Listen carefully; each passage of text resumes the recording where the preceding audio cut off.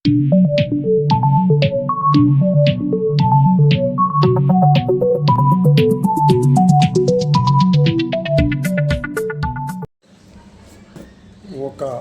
నాయకుడు లేదా ఒక రాజకీయ పార్టీ ఎన్నికల్లో గెలుపోటములకు సంబంధించి రకరకాల అంశాలు ప్రభావితం చేయవచ్చు.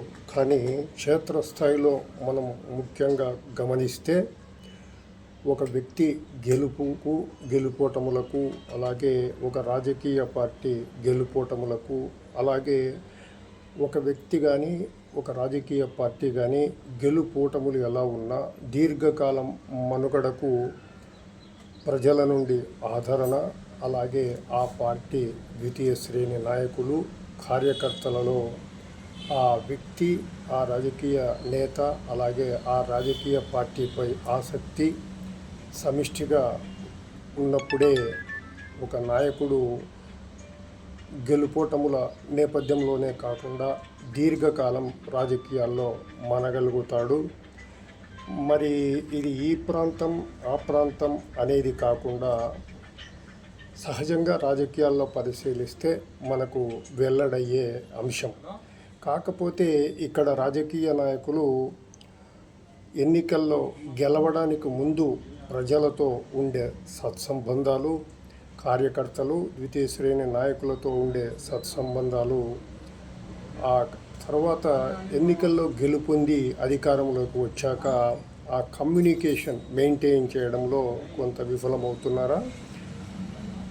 ఏ నాయకుడికైనా సరే ఇది వర్తిస్తుంది, అవుననే కూడా ప్రజలు అంటున్నారు.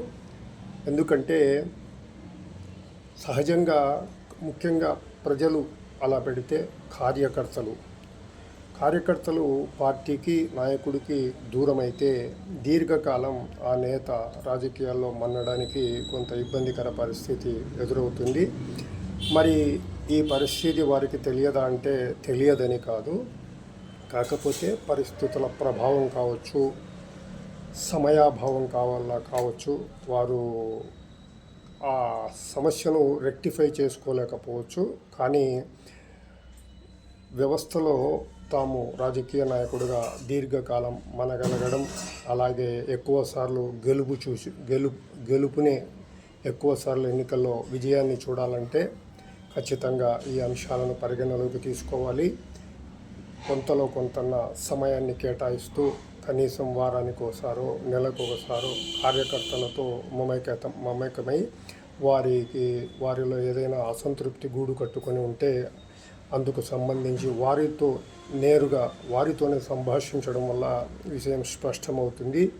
ఈ అంశంలో నాయకుడికి, కార్యకర్తలకు మధ్య ద్వితీయ శ్రేణి నాయకులు వంటి వారున్నా కూడా ఆ సమస్య అనేది పూర్తిగా పరిష్కారం కావడానికి అంతగా అవకాశం ఉండదు.